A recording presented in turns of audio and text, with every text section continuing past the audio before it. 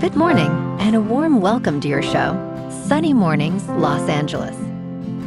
I'm your host, Melissa, and it's Thursday, June 4th. You'll be interested to know, 86 years ago, today in 1940, a remarkable operation evacuated hundreds of thousands of soldiers from Dunkirk's beaches as civilian and naval vessels worked together to rescue the British Expeditionary Force and other Allied troops.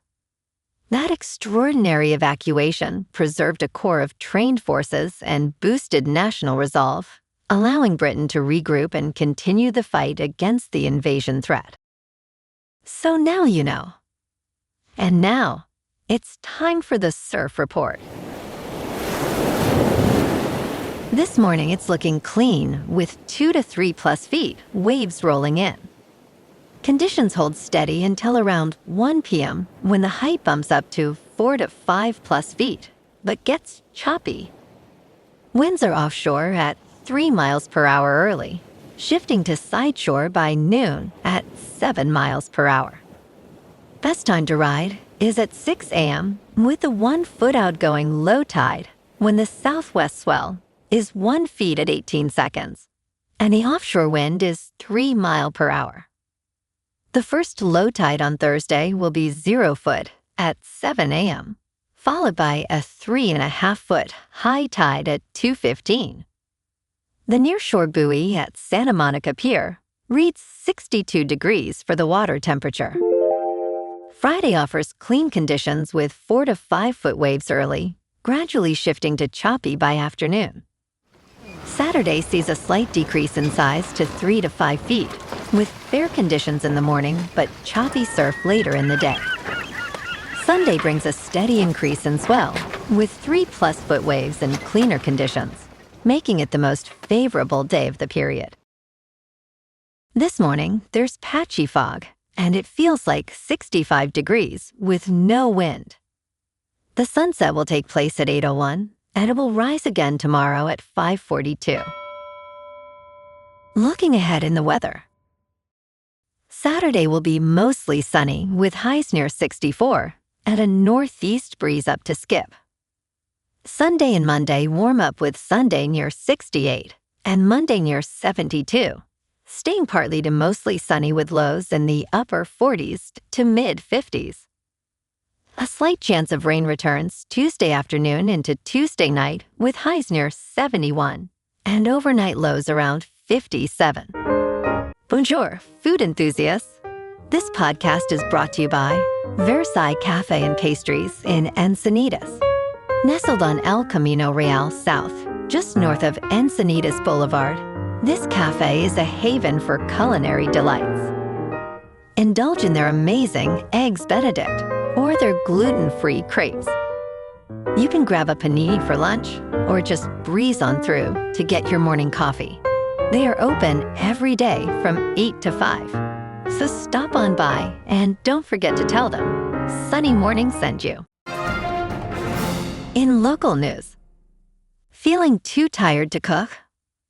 Well, if you find yourself in the San Fernando Valley, there are plenty of markets offering delicious ready-made dinner options. Sabzi Mediterranean Market in Encino features a variety of stews and kebabs, while Velarde Supermarket serves up fresh tortillas and family meal deals. Greenland Market is perfect for Korean comfort food, and Gormanoff International Food Market offers gourmet Eastern European dishes. For Chinese groceries, check out 99 Ranch Market, and for international flavors, John's International Marketplace has you covered. Island Pacific Seafood Market showcases Filipino cuisine, making dinner easy and delightful.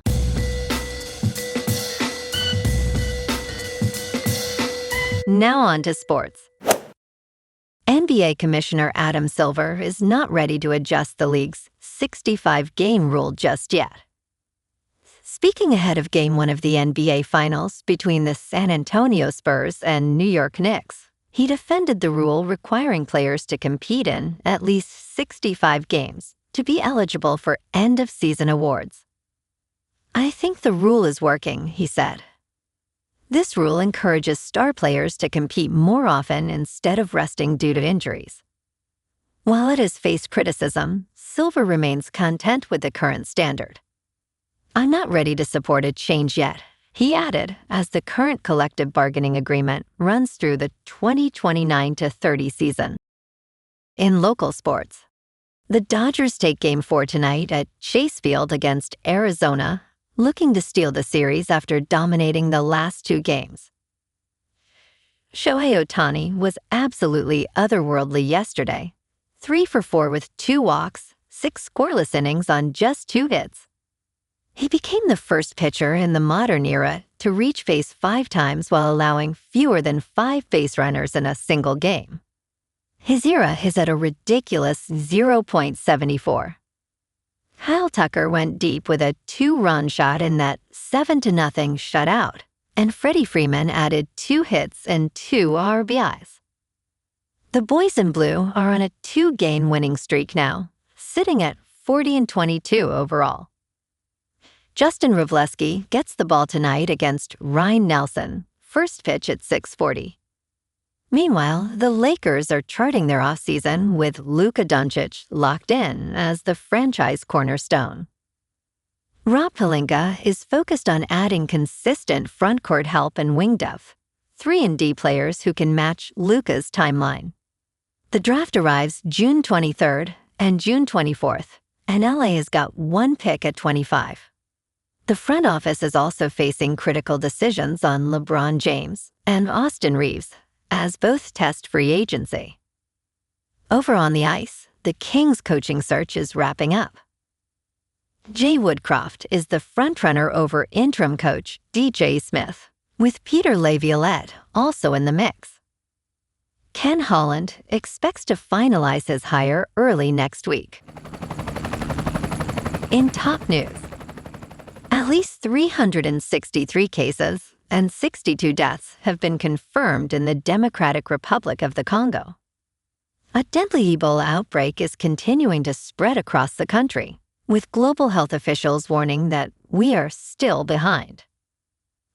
As of Wednesday, cases have spread to Mombasa, suggesting the virus is continuing to expand geographically. The outbreak had a big head start, and we are still behind.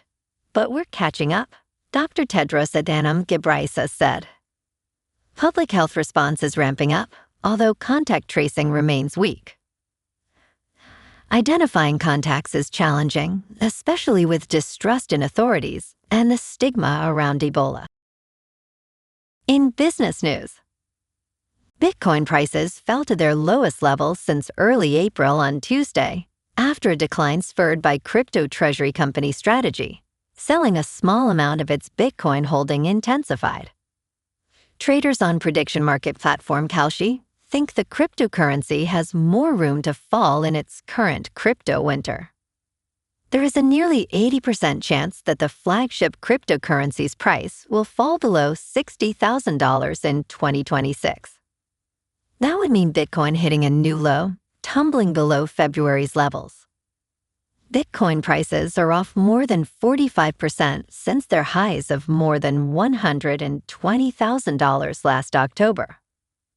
In crypto movement, Bitcoin is down 4.5% to about $63,000.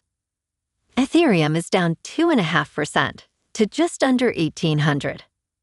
And XRP is down 1.5% to $1.19. Moving on to a more local vibe. In our community spotlight on health and wellness, we are working with a national Pilates studio to bring you some free classes, so listen up. Check out Club Pilates, with several locations in the San Diego area. Pilates presents a comprehensive wellness approach, cultivating strength, reducing tension, and elevating mental well-being. Scientific research affirms its benefits. So now you can check out Club Pilates for a free class, with locations in Encinitas, Solana Beach, Oceanside, La Jolla, and more. Just be sure to tell them Sunny Morning sent you by. And now, back to the show. Let's talk science. Daddy longlegs may be capturing and devouring frogs in the tropical forests of South America.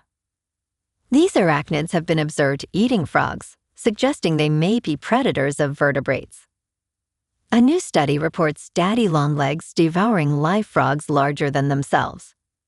Finding these animals eating live frogs was a complete surprise, said Luis Fernando Garcia, a biologist at the University of the Republic in Uruguay.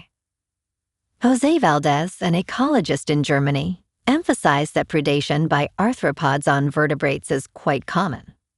The new paper, published in April, compiled reports of harvestmen eating frogs around their body size. The researchers noted these arachnids may hunt resting frogs with their strong front limbs. And in entertainment news, Apple Television's new crime thriller reboot has officially surpassed Martin Scorsese's original film in one key way. 35 years ago, Scorsese's movie was an instant hit, grossing 5 times its budget.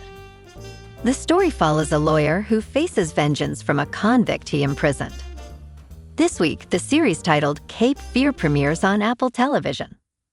The show features Anna, played by Amy Adams, and Tom Bowden, played by Patrick Wilson, as attorneys threatened by brutal killer Max Cady, played by Javier Bardem. Critics report an 80% score on Rotten Tomatoes, higher than the 1991 film.